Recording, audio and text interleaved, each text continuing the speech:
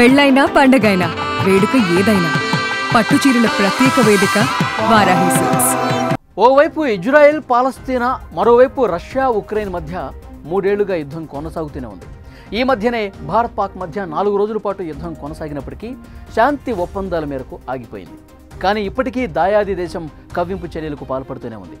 ఇదిలా ఉంటే ఏ క్షణంలో అయినా అణుయుద్ధం జరిగే అవకాశం ఉందని అమెరికా జాతీయ నిఘా డైరెక్టర్ తులసి గబర్డ్ చేసిన వ్యాఖ్యలు మరింత కలవరానికి గురిచేస్తున్నాయి.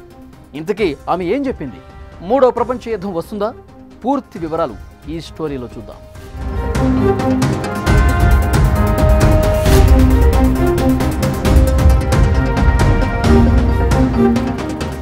ప్రపంచం ఎన్నడూ లేనంతగా గ్లోబల్ న్యూక్లియర్ యుద్ధానికి సమయం వచ్చిందని యుఎస్ ఇంటెలిజెన్స్ చీఫ్ తులసి వ్యాఖ్యలు కలవరం పుట్టిస్తున్నాయి. కొంతమంది యుద్ధోన్మాదులు తమ స్వార్థం కోసం ప్రపంచ శక్తుల మధ్య వివాదాన్ని రేకెత్తించడానికి ప్రయత్నం చేస్తున్నారని ఆరోపించారు. బహుశా వారికి, వారి కుటుంబాలకు న్యూక్లియర్ షెల్టర్స్ ఉన్నాయనే ధీమాతో ఇలా చేస్తుండొచ్చు. ఇక్కడ బలి అయ్యేది పెద్దవాళ్ళు కాదు, సామాన్య ప్రజలు. ఎందుకంటే సామాన్య ప్రజలకు అలాంటి సదుపాయాలేమీ ఉండవు. ఇలాంటి యుద్ధాలు జరిగితే భూ వినాశనం తప్పదు.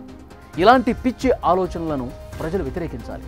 ఇప్పటికైనా ప్రజలు పోరాడాలి అని పిలుపునిచ్చారు. One bomb that caused so much destruction on Hiroshima was tiny compared to today's nuclear bombs.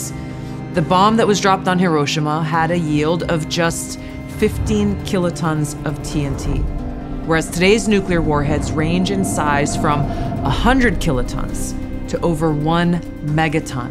A single nuclear weapon today could kill millions in just minutes. 1945లో అమెరికా జపాన్లోని హిరోషిమా నగరంపై అణుబాంబు వేయాలనే నిర్ణయం వల్ల ఎన్నో దారుణాలు జరిగాయి. ఇప్పటికీ అక్కడ కొన్ని ప్రాంతాల్లో పచ్చదనం అనేది లేకుండా పోయింది. ఇప్పుడు టెక్నాలజీ మరింతగా పెరిగింది. ఒకే ఒక్క అణువాయుధం కొన్ని నిమిషాల్లో లక్షలాది మందిని చంపగలదు. పర్యావరణం పూర్తిగా దెబ్బతీస్తుందని ఆమె చెప్పారు. ఈ సందర్భంగా హిరోషిమా నగరంపై అణుబాంబు వేసిన తర్వాత పరిస్థితి ఎలా ఉంది? భవిష్యత్తులో శాన్ ఫ్రాన్సిస్కోపై అణుదాడి జరిగితే ఎంతో పటిష్టమైన గోల్డెన్ గేట్ బ్రిడ్జ్ కూడా నాశనం అవుతుందనే వీడియో క్లిప్స్ను ఆమె చూపించారు. తులసి గబర్డ్ వీడియో సోషల్ మీడియాలో ఇప్పుడు వైరల్ అవుతోంది. ఇదిలా ఉంటే భారతదేశం, పాకిస్తాన్ మధ్య ఘర్షణలు చెలరేగిన తర్వాత అణుయుద్ధం జరగకుండా అమెరికా అధ్యక్షుడు డొనాల్డ్ ట్రంప్ మధ్యవర్తిత్వం చేశారు.